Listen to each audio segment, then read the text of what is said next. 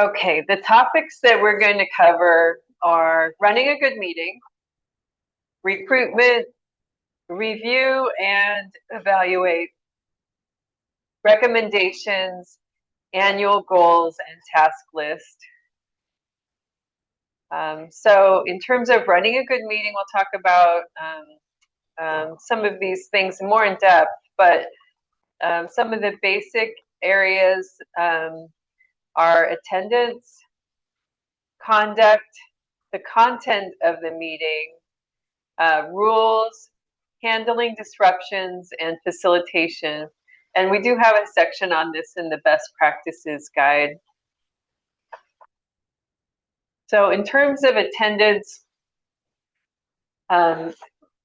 sometimes I'll get feedback from boards and commissions that they're not able to get a quorum at their meetings. You know, that's only half plus one, right? So that's a real problem when they can't even get a quorum.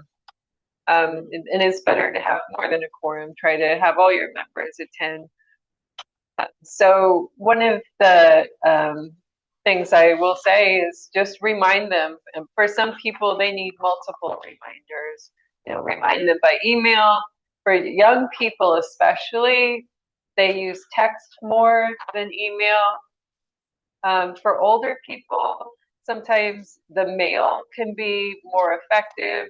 For me, I like all these methods, and I especially like when I get a packet by mail, or I'll print things out myself, leave it out on the counter, and it reminds me that I've got something coming up, and it reminds me to prepare for it as well. And also the attendance of the public or organizations that are working within the behavioral health system.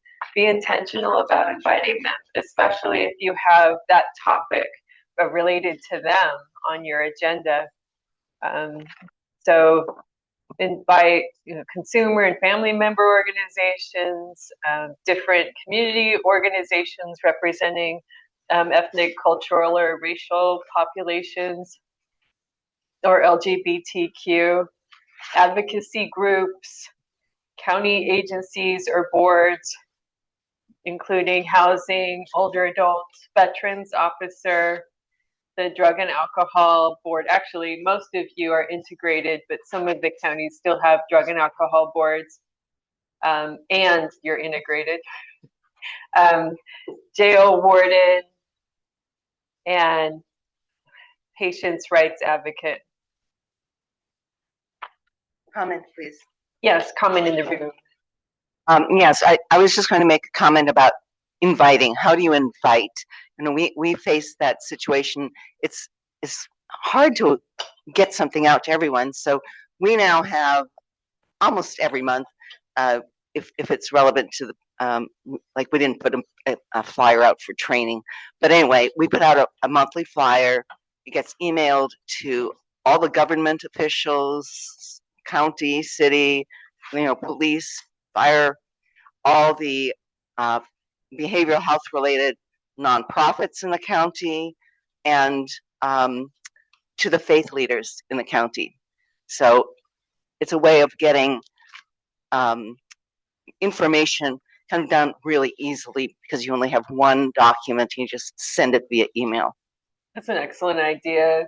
And Christine from NAPA, who just spoke, she's also, I've seen some of the flyers that her group has created, just on different topics. And they also have a logo that they created for their board. So it's recognizable and it's helpful.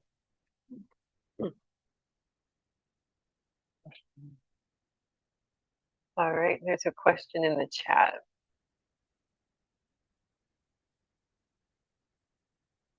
How do you overcome poor staff support in communicating your meeting and materials distribution if everything has to go through the staff? We need to be kind to the staff. Just try to be as professional as possible, and remember that it's the chair that should be working with the staff. So if you're not the chair and you're a member, talk to the chair about what you need.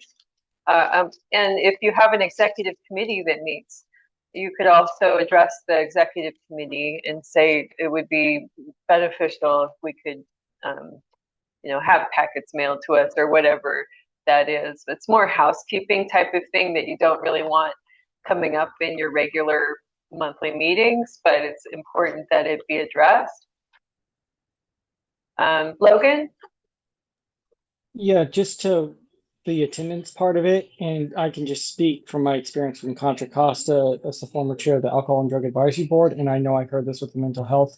I know after COVID, it was a big change for people not being able to do teleconferencing, but being a chair or vice chair, attendance is like you need to attend or be able to commit to all the meetings and not and also in between that be able to communicate with the board members and the staff. Without a strong chair, I mean, it felt like a full-time job, but by doing all those things, everything kind of fell into place. So I just wanted to, for everyone else that has maybe not had the opportunity yet and is interested, to really understand that outside of the scheduled meetings, there's a lot of work in between communicating with staff, the behavioral health director, going to the board of supervisors meetings and having a presence.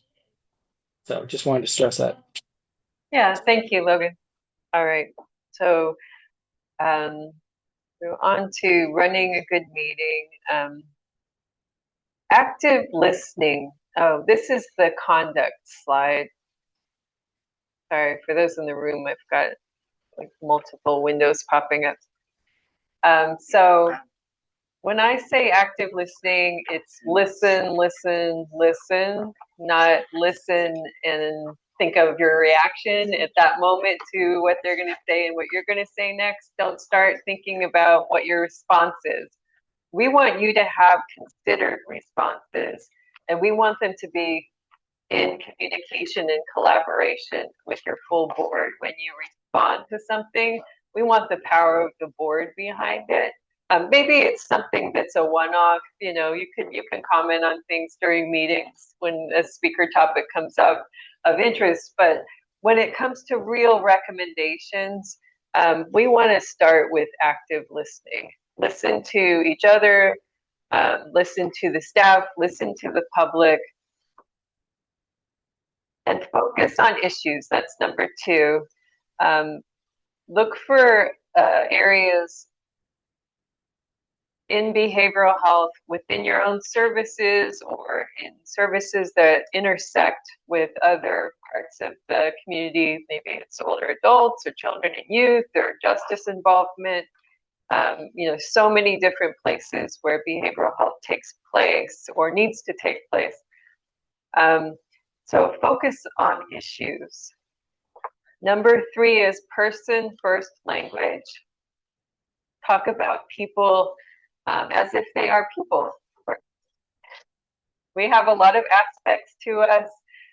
So we would say somebody with schizophrenia, or a person with schizophrenia, individual or people with schizophrenia.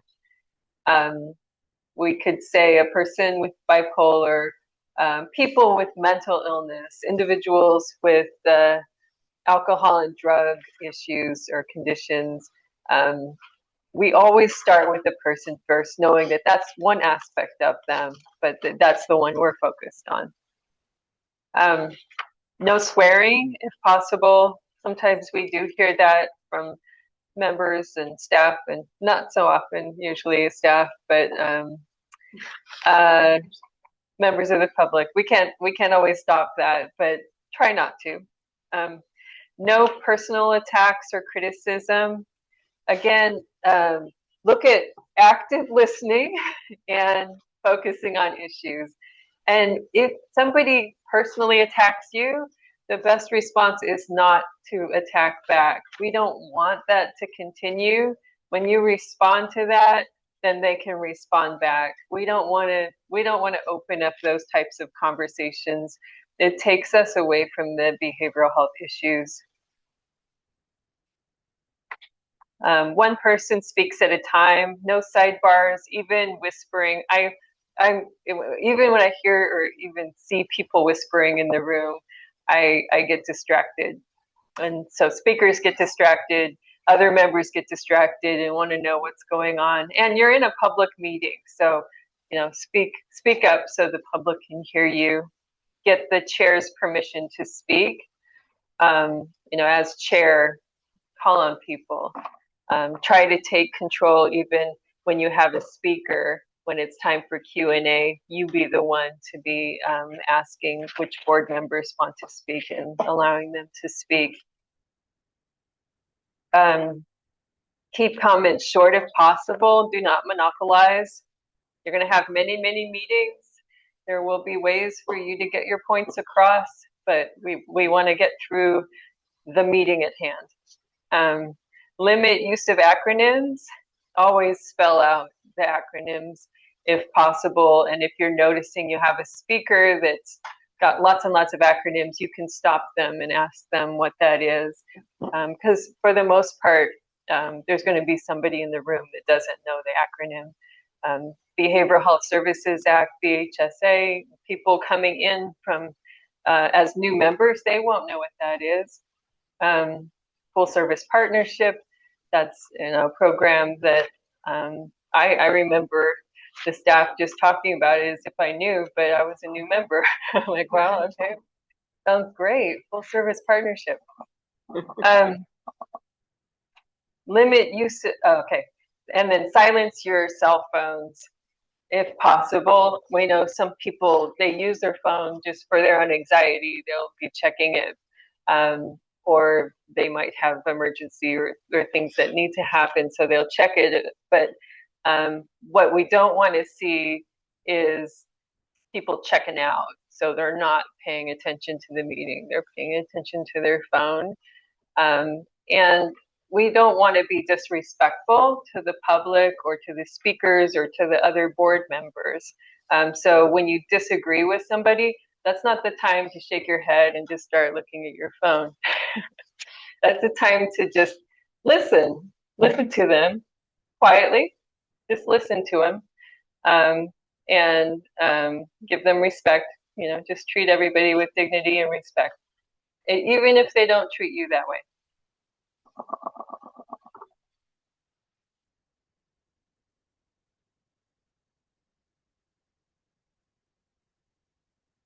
Okay, so content.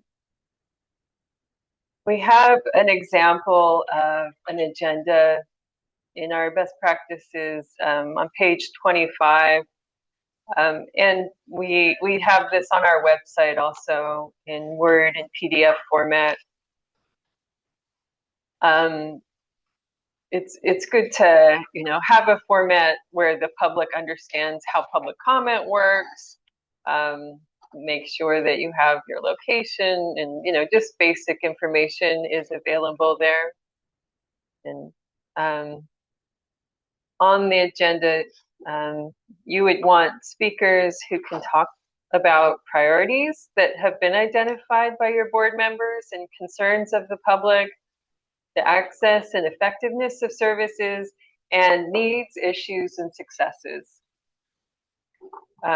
Keep housekeeping limited if at all possible. That is not good to be doing during your normal meetings. Your regular meetings are there for behavioral health topics as much as possible. Christine Hatia, Napa County. I just want to bring this up because someone spoke to me at a previous meeting and said, well, who writes the agenda? And I said, well, in our county, the executive committee decides what's on the agenda. And that person said, oh, we've been told that the director of behavior health is responsible. And I said, I don't know who told you that. But I just wanted to bring it up because it is the board's agenda. The director of behavior health is not on the board, and there are others who are not on the board. It's really directed by us. Right. So I just want to bring that up. Yeah, thanks for bringing that up. I've seen that happen in some counties. Sometimes boards become dysfunctional and the staff just starts taking it on and they forget that it's the board once they get members that are capable of doing the work, they should be doing it. Maria? Hi, Maria Valencia with Santa Barbara County. We do have the executive director of Santa Barbara County do a director's report Yeah, on our agenda. that's good. Okay, thank Yeah. you. That's fine. Brenda Scott, Riverside County. I was going to say sometimes staff come and go, and like you say, if they took over for a while, because we had another staff member take over from another person, and sometimes they're doing it the way the other person did it, or they were left absolutely nothing and they're starting from scratch. So you got to kind of train them. That's true. You have to let them know. And in California law, it says that the behavioral health director is the CEO of behavioral health. So sometimes they might come in not knowing what the board does and think, oh, well, I'm CEO, so I got to do the agenda. It's understandable. Bill Stewart, San Diego County. And we've in San Diego County has been going through a process where our agenda, as far as what the county is doing, could be packed from start to finish. But we found, and Robin Sale, our outgoing chair, made adjustments with the input of members on we have a more productive and healthier meeting when we leave time for discussion, a lot more time. So we agendarize where we touch base and cover the big stuff, but we also make sure we leave time for discussion, and we have so much more participation from all the members when we do that, and just more vital discussion and more input, and it just is a good path that we're going on now. It seems to work for us. All right. Yeah, as long as the items you're talking about are on the agenda. Yeah. All right, so let's go to the next slide. Okay, the Brown Act. We're going to skip that since we've done that. All right, making a motion. So a lot of people, they haven't been on boards before, so they don't know how this works. And for a lot of chairs, they're not used to this either. So this describes what the procedure could be. It's a suggestion for running a vote. A motion's generally a proposal for a member to take an action. On an advisory board, you don't have a lot of things you need to make motions on. I know some of the boards make motions on a ton of stuff, but I wish they wouldn't. You could have a motion on the minutes and on recommendation. Those would be the things that I would say make votes for. Otherwise, most of the things that you're considering are maybe calendar items or just administrative kinds of things, and you can have consensus on that. You don't have to have a formal vote. So the procedure would be the chair would say, "Do I hear a motion?" And somebody, hopefully one of the members, would say, "Yes, I make a motion to do this." Maybe it's to accept the minutes as presented. And then if somebody seconds it automatically, then that, the member says, "I second that motion." But if that doesn't happen, the chair would say, "Do I hear a second?" And then hopefully you'd have a member that say, "Yes, I second that." Open it up for discussion again. I would say you've probably discussed it already, but within parliamentary procedure, you should have one more opportunity in case there needs to be more discussion. So any discussion, then members could talk about that item again if needed. And if the public hadn't had a chance to weigh in, you could open it up to the public as well. And then a vote, and usually one of the staff will provide assistance with this, and we'll just go through roll call and ask, or if it's like the minutes, they could say, just raise your hand if it's a yes, and if it's not on teleconference. And they can just note anybody that's no or abstains, or if the vote doesn't pass, I mean, they could just note everybody's vote on that in the minutes.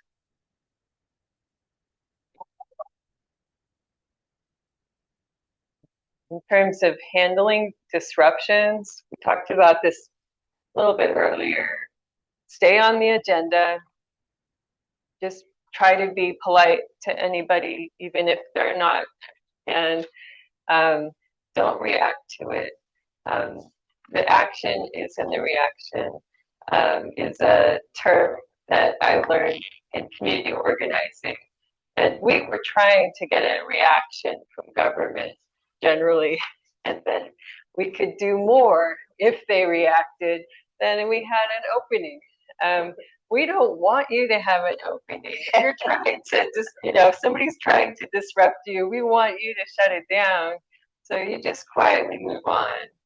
Move on to the next person or the next agenda item. Even if you agree with somebody, I would say don't respond to it, especially in public comment. And then staff support, ask the staff to respond as needed. Yeah, Stacy. What I found has worked well for us, at least, is if we make it clear at the beginning before public comment starts that we will not be reacting or commenting, so they're prepared for that. Yes.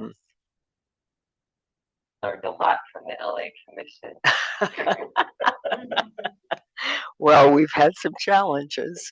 And then the other thing, well, it's not actually on this part of it, but I wondered if you were going to discuss consent items where you have a large block of items that the board or the commission can vote on to approve. Okay. Yeah, I have not seen boards and commissions need to do that in the past, but maybe LA's different.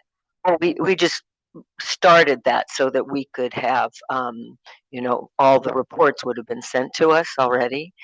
For example, the director's report, and then not everything, but things that we could lump into a consent agenda. And anyone is, first you ask to see if anyone wants to pull one of those for discussion, and you pull that one out. But everything on the consent agenda can be voted on all at once, and then you can move on. Yeah. Well, I would say my response is, you don't need to vote on all those items. Mm-hmm. Those are just discussion items. They don't need votes. So, but that's your practice. I'm not sure why you came up with the consent agenda and wanting to vote on things like that. To move quickly and not. No, but I mean, you didn't. Well, yeah, and actually, you're right. We don't vote on them, but we just move the agenda forward after any discussion of whatever someone wants to pull for discussion, and then we just approve moving on. Okay. Mm-hmm. All right. Yeah, for like Board of Supervisors, they'll have a consent agenda, and that's related to votes. Mm-hmm. But it sounds like yours is just related to discussion. Depends. Oh, it depends. Okay. Well, that's questionable then. Yeah. All right. Ryan has a question. Okay. Go ahead, Joe. You were talking about disruptions from the room. What if it is a board member? Right. Yeah, it's the same thing. I have a board member who will go completely off topic, and I've had to really bite my tongue sometimes. Yeah. Well, it's not some. I have one board member started laughing at this person, so it's how do you deal with that? Right, it's not good. If you have a board member that's very difficult and making it hard for you to get through the meetings, there are different ways to handle it. One time between meetings as chair to just talk on the phone with them. Sometimes people may take like an hour of your time to let you know what they think, but at least they've felt more heard. So hopefully that might stop them from doing it during a public meeting. If somebody is so disruptive and this person is a member, it's good to notify the Board of Supervisors. Generally, they won't they won't take people off of your board once they've appointed them, but at least you can get them to not reappoint. And it takes a lot to get, in my experience, it takes a lot to get the attention of the Board of Supervisors or their staff. So, 10 attempts, just lots of follow-up emails, phone calls, make sure that you get the message through that there's something wrong here. Make sure that they know. There was a county recently that actually they have in their bylaws that they can have votes of their executive committee and their board to remove members. And it did happen recently. And they also have stipulations to remove members for attendance reasons. Okay. Well, we've attempted a couple of those things, so Okay. you may have to escalate. I don't know. Okay. Thank you. Harold? Can I say something really quick, Teresa? Yeah, go ahead. I think that as chair, you would, if it was really disruptive, you could speak to them individually between meetings, but you've got to reach out to them and remind them what the rules are in meetings, and you've got to let them know. You can't blurt out what you're thinking. And to the other board member, laughing at another board member is completely inappropriate.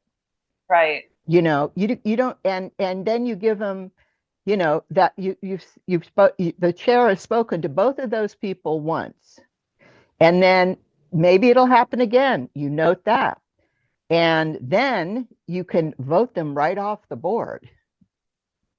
Right. And keep in mind that it is very difficult even to get your board to vote people off of your board. People don't want to do that to other people generally, even if it's noticeably, a problem. So, Stacy, you had a comment? Yes, I just wanted to say that in one instance for our board, what happened was that their supervisor's office sent someone to be with them and just help them learn how to be on the board. And I found that to be very helpful. I learned from what they taught this particular member. So that's really helpful. Mm-hmm. Yeah, that's a good practice. I just want to add that we had a board member who his behavior out in the public, some actions, they were not a good representation of what we wanted to see from one of our members. So I called up the supervisor and said, he's got to go. And anyway, I don't know if everybody has that. Right. Just so you guys know, since it's became a discussion, both people have been talked to, and the woman who was kind of snickering said that if she hadn't been snickering, she would have unloaded on this person. So I guess I would rather have the snickering, but she also knew that it wasn't appropriate. Right. The board member who got out of line, I have talked to privately a number of times. So it's the supervisor is getting involved now. So anyway, I I guess that's a touchy one for all of us, but thank you. Sure. Okay, in terms of, oh, yeah, Yeah, sorry, Kimberly. Kimberly, Yolo County. So I guess something that I was going to touch on that kind of, I guess, encompasses all of these topics about running a good meeting. Is there any standardized onboarding procedures for new board members? This is really important. That's a good question. Yes, there is.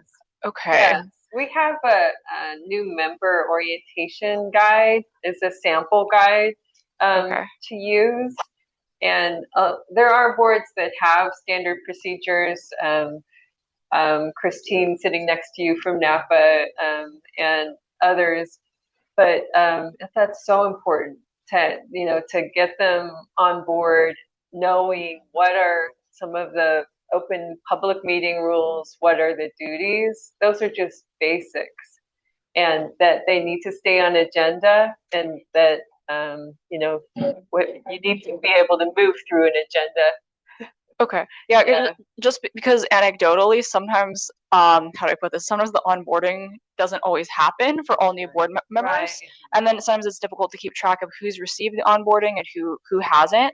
So yeah, I was just kind of inquiring, is there like a standard kind of way that's done? Because our board in the last couple of months kind of created an onboarding procedure on our own to kind of get people up to speed, like overview of Brown Act, kind of YOLO County 101. Right. But yeah, I think really getting that to kind of more people and ensuring like each new board member is getting up to speed about, hey, these are the expectations. This is what the Brown Act is. This is Rosenberg's rules of order for a meeting. These are things you should be aware of in this county specifically. I think that'd be probably pretty helpful, because when I came onto the board, I kind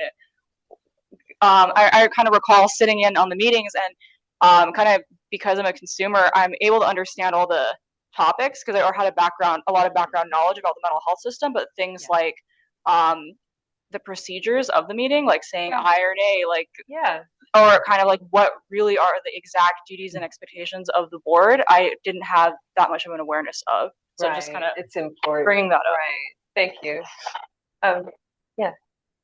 So we're going to be going over some onboarding procedures. So if I could get anybody's, that would be helpful. Is there some online?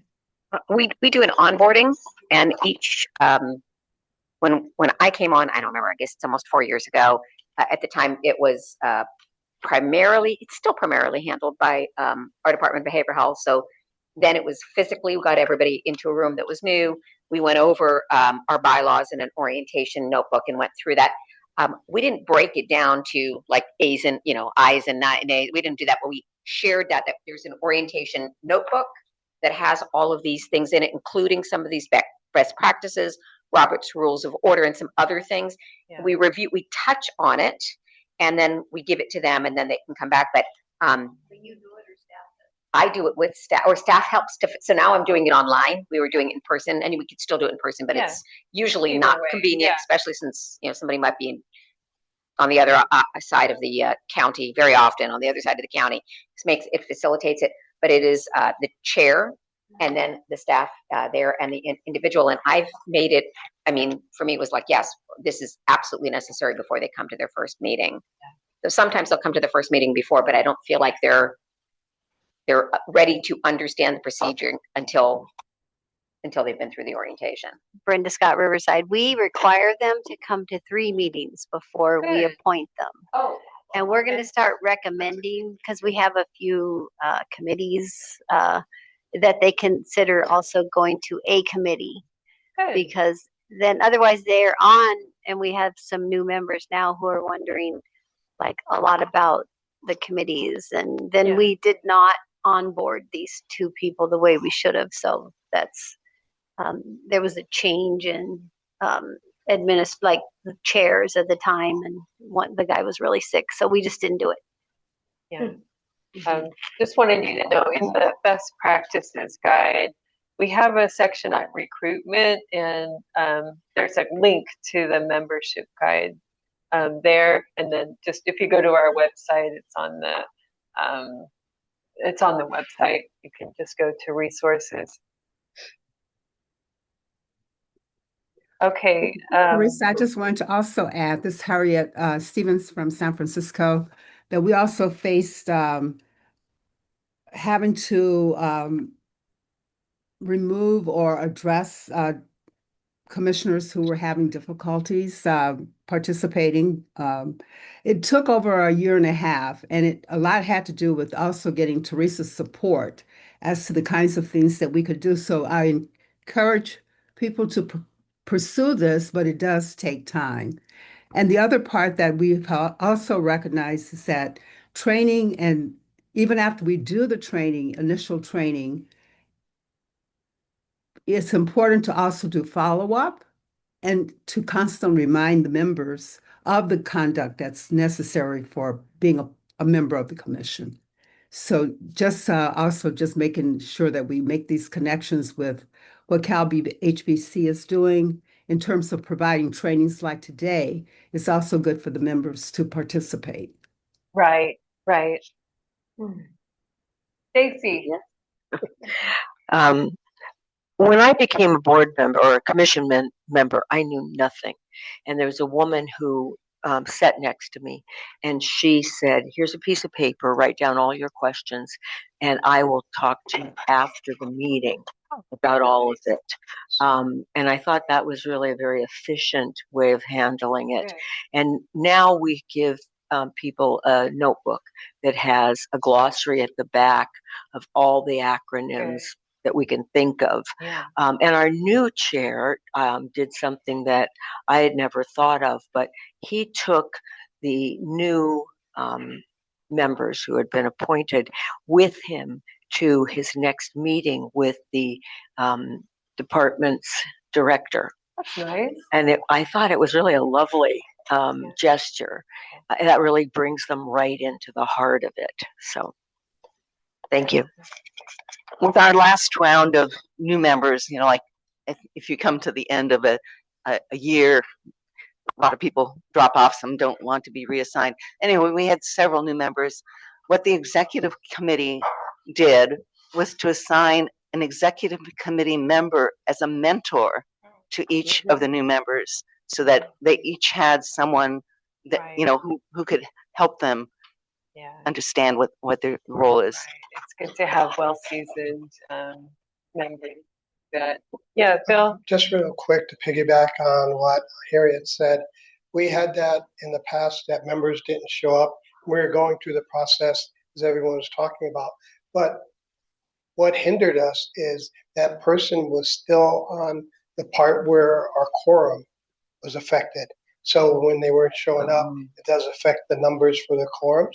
So it's lessened our margins of other people who normally attend and couldn't attend, where we couldn't have a quorum, or made it really close. Yeah. All right. Right, Stacy Dalglish again. That's why it's so important that your board of supervisors vacate that position as soon as possible. And there's usually rules about it. Getting it accomplished is, of course, always more difficult. But okay, Gregory. Yeah, I can't say enough about how valuable this meeting and the meetings I've been to that Teresa's put on in the last couple of years. And I just want to reemphasize that this meeting is usually attended by chairs or by vice chairs or by people who are in the leadership. And we get to know, from each other the best practices, and it's a terrific training. But we don't often let our own other members learn the same things we're learning. And so I want to encourage, I noticed that this is being transcribed, but I don't think it's being taped.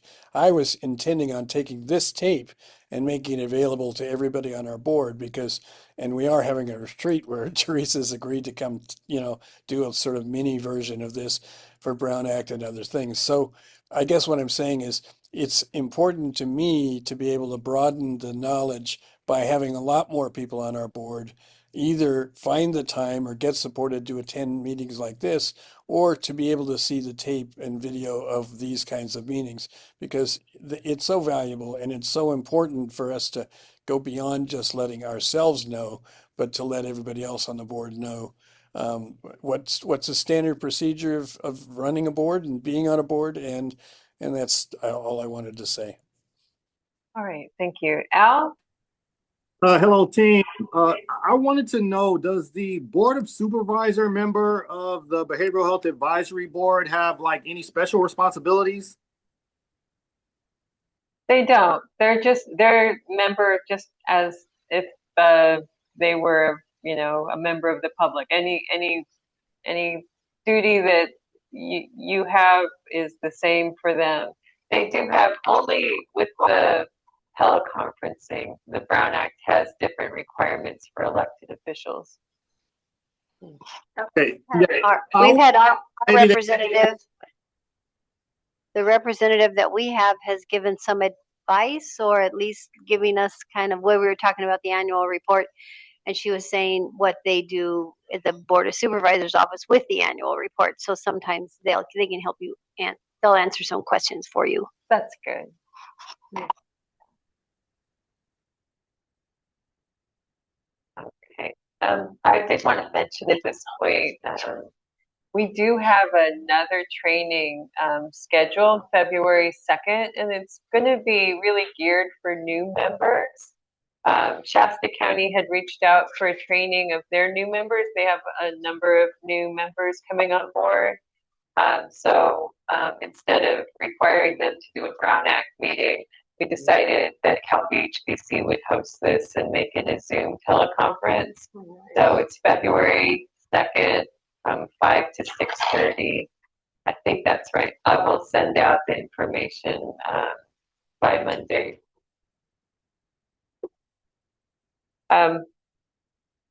Let's see.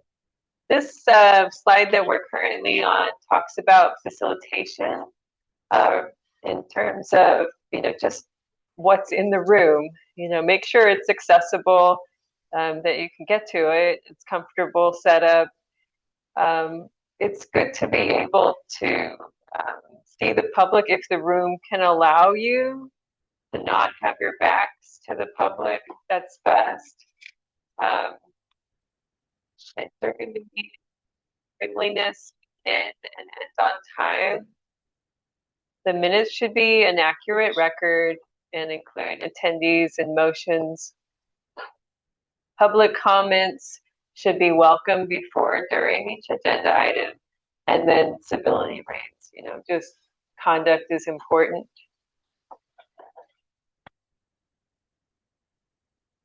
Teresa, Stacy Dalgleish from LA County. I don't know if this is a good practice or not, but I like to get there early and go through the audience and just say hello and thank you for coming. And oftentimes people try to, tell me something personally that they want done, and then I can encourage them to tell all of us during public comment. But it allows me to, get to know people face to face, and so thank you. That's nice to do. Thanks for bringing that up. And there will be times that you might have an agenda item that's controversial on your agenda. I think one time in Napa County we had, before marijuana was made legal, that was something that counties were deciding. And so we had a meeting just on that. And its relation to mental health, and had a number of people show up. And so in chairing that meeting, I think it was important to reach out to the public. They weren't used to coming to public meetings, maybe just letting them know how it worked in terms of public comment and asking, because it was maybe, when you have a large crowd, it's a lot easier if you have a spokesperson for that large crowd instead of listening to every single person give public comment. So announcing to them that they're welcome to give public comment each, but asking, do they have a spokesperson? They could all stand at the same time as that person gives the comments, and that's it's impactful when that happens as well. I just wanted to comment on what Greg had said about sharing these kind of trainings with the rest of the commission. And what we do is we actually will get it from you, and they should be getting that as well. But we also share it with each and every board member. So even if you're only sending the chair here, it doesn't mean that they are unable to attend virtually. Right. I attended numerous presentations virtually before, and so the same information is available, and it's easy because you just log on. And that, I think that is really important. Otherwise, they're not. They don't have an understanding of what's going on outside of their commission meeting. On the setup that you mentioned, part of what I found challenging is that we're sort of in the other direction. Our tables, we have 15 people on our commission, so it's a lot of folks, and we're in a very big, wide room. So what ends up happening is we are facing the public more than we're facing each other. And what I've found to be personally challenging is to have discussion, because most of us are addressing most of the time and visually seeing the people in the public and not each other. And so I've had to a couple times redirect folks, or at least just share, this meeting is for us to have conversation and discuss. It's not only to engage with public. So I think there has to be a healthy balance of what that looks like. Otherwise, it feels like sometimes a little more performance art, which is not what it should be. It's us coming together on important topics, hearing from the public, but also being able to have dialogue with each other. I would love to see a smaller, us closer, so I can see the other people. Yeah, 15 is challenging. Right. And a lot of people from the department show up as well. And so I think there's also, that can also be, it can be, it's a good thing, but it can also be that the people on the board often think that they're there for that purpose, which is not. So, finding that balance. Basic evaluation. That's one of the reasons we did what Teresa's done here. So we have it as a U, or however you want to, so that we're able to see each other and communicate, right? And the other problem that I often see is that among peers or people who are employed by the department, for example, they're very fearful of getting up and speaking. And it's another reason that if you go into the audience, you can say, look, I'm here, just talk to me.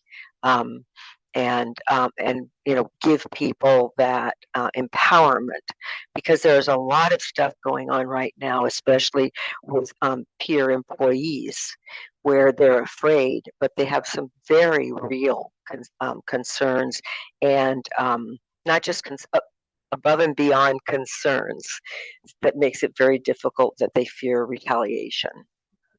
Mm-hmm. Yes, and Bill Stewart from San Diego.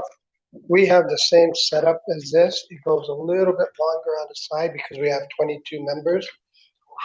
Wow. Yeah, but it's similar as this. It's really cozy, but also behind, in the opening area is the public. And then our monitors above our chair and the director, behavioral health director. So it's like this, and we have great discussions, and it's just opening to us, but also to the public.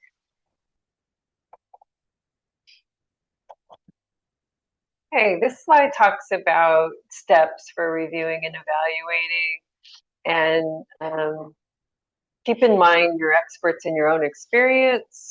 So we want people to be able to bring that to the table, but these are suggestions on areas to look at when you're reviewing and evaluating programs, in addition to that experience that you have. So accessibility of programs, are they culturally relevant? Are they scaled to meet the needs throughout your community? And are they integrated in places so that people can access them? And are they communicated? Are they communicated if somebody goes to the web, or if somebody calls? Are they going to get the information they need to get the services? Are they even on signage by the building? Is that something that's easy? Is it easy to find the services? Number 2 is recommended practices. Part of the Behavioral Health Services Act speaks to the importance of having services be client and family driven. So peer providers should be an essential component. Clients and family members should be treated with dignity and respect and included in decision making. Program leadership and staff should include individuals with lived experience and family members. And that could be like on the nonprofit boards of a contractor or employees within the behavioral health agency. And then evidence-based practices that are used by the agency. We have a lot of definitions that you can go to on our website for what are evidence-based practices, what are trauma-informed practices, and community-defined evidence practices, which are practices that a community of maybe ethnic, cultural, or racial community groups have identified to be beneficial to their behavioral health. Number 3 is sustainability, that programs are financially viable. That's something that could be a barrier or a challenge that maybe a speaker might share with you, or when you're out on a site visit, you could ask about that. If they have issues with funding, you want to make sure that they have a long life for their services. And then workforce, having a sustainable workforce. And then number 4 is performance, looking at the performance of the outcomes, the life outcomes for the people that have received services.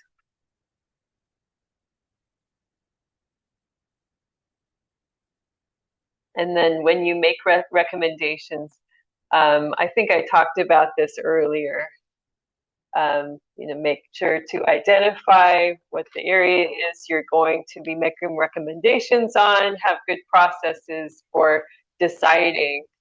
For a lot of boards and commissions, once a year, they'll just as part of their meeting or as a special retreat, they'll have the opportunity for the board members to talk about what issues concern them the most, and then they can come up with say their top issues for that year, maybe like 3 issues that they really will be focusing on when they select their speakers for the year, or select different areas to do site visits, or even create ad hocs to research those topics. Number 2 here is the research, and then number 3 is advise. I went through this earlier. And then for recruitment, we talked about the importance of member orientation. That's the last bullet on this slide, and have a sample member guide. We recommend that each of the counties put together a member guide. This is a sample because we don't, we think you should be putting your bylaws in it, and your calendar of meetings, things like that, that are more in like a roster of your members. So the membership requirements I went through earlier, so I'm not going to go through that again, but I will talk about some strategies. For some of the folks here, I hear them say, well, the Board of Supervisors needs to fill these vacancies. But in most counties, the Board of Supervisors has 40 to 80 commissions and boards, and they don't focus on filling those vacancies unless you're asking them to. So, and even if you ask them, it's a lot easier to ask them to approve somebody that's applied. So getting people to that application can be really helpful if you're part of that process. So if you identify areas where you have vacancies in certain criteria, say you have a vacancy for an individual who's 25 years of age or younger. Think about where would you find a lot of people that could qualify and that would be interested, and try to find, maybe it's a school that has some type of peer mentoring program or a peer counseling program. Try to meet with the instructor that guides that program, see if there's maybe a student or students that would be recommended by that teacher to be on your board. But have individual meetings with like the heads of different organizations or community groups. And if not that person that you meet with, invite them to apply for the board. Maybe they would have suggestions and could be that warm contact point so that you could find the right people for your board or commission. But I would meet with people. When I was chair, I'd meet with different people in the community. I met with the police chief. I met with the school board president. I enjoyed those meetings. And I also made them short. I said, let's meet for a half hour and have coffee, explained what the board was and why I thought it was an important board, why I was on it, and asked them if they had any experience like with themselves or family members. And almost everybody does in terms of behavioral health. So they can get engaged, tell their story, and then they're ready for you to say, would you apply? And they'll say yes. Let's see. All right, so got the membership requirements here. Yes. I guess addressing recruitment. I've heard a lot about different boards recruiting the 18 to 25 age range. Mm-hmm. And as someone who is not that long ago in that age range, right. I would say when I've talked to other people, when I've talked to people that are currently in that age range about like being on a local behavioral health board, there is a lot of interest. Actually, people just don't know about it. Yeah. So I think that's where the outreach really is important because, for example, at pretty much every single college, like community college, four-year college, there is some kind of mental health related club. Like I feel like that's a probably accurate generalization of most schools out there. Right. So if we're doing outreach targeted to there, likely there's going to be we're going to have a kind of wider pool of people that would be interested in this type of position. Right. Just because I know since BHSA has become a thing, that's now a requirement to have on local boards and commissions to have that age demographic, but just wanted to kind of provide that input. Mm-hmm. That's good. Yeah. Then they age out like you did. That's the problem, right?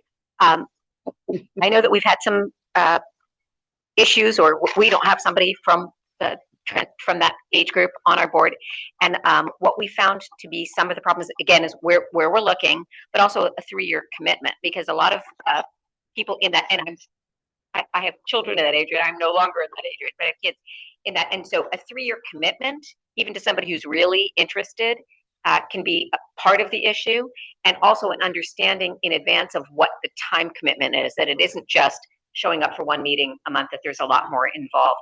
And a lot of times, again, individuals in that age range are working to support their schooling or trying to get through their classes, or are family members as well as students. And so that can be part of the challenge. Mm-hmm. Definitely. Or that's what we found to be part of the challenge. Christine Hotty in Napa County. When we decided to look for someone in that age, our executive committee talked about the commitment, and we realized that there's a lot of members who drop out after a year or 2 years. Yeah. So what's the difference if we have a TAY person who does the same thing? So we felt that we were going to relax that criteria. We were going to tell them that it is a 3-year commitment, but recognize that. So maybe they finish community college and they're going to go to Davis or something. Mm-hmm. So we just kind of relaxed that a little bit in our minds. Yeah, that's okay. Yeah, it's not indentured servitude. Yeah. Really? Anyway, um, lost my train of thought. Something else I was going to say about the age range is that I think especially for consumers, that's kind of a very like developmental time, and so a lot of times when people are experiencing their mental health condition, that 18 to 25 age range is the first time they are experiencing that. Right. So often it is going to take a couple of years for them to kind of develop the self-awareness and to kind of stabilize. And so often I think we might be seeing more people towards the 23, 24, 25 end of the age range rather than 18, 19, 20. Because the consumers maybe like, I don't know, don't always have the awareness to be able to kind of advocate as of yet, or they don't know advocacy is an option when they're just going through their kind of first episode themselves. Right. Sometimes it's not time for people to reciprocate with public service when they're dealing with active symptoms. Yeah, and just saying that, what I'm saying is like kind of general trends I'm seeing, but I want to emphasize, no, this demographic's not a monolith. So then, of course, there could be like 18, 19, 20-year-olds that are like perfectly ready to serve from the local behavioral health board or commission. So.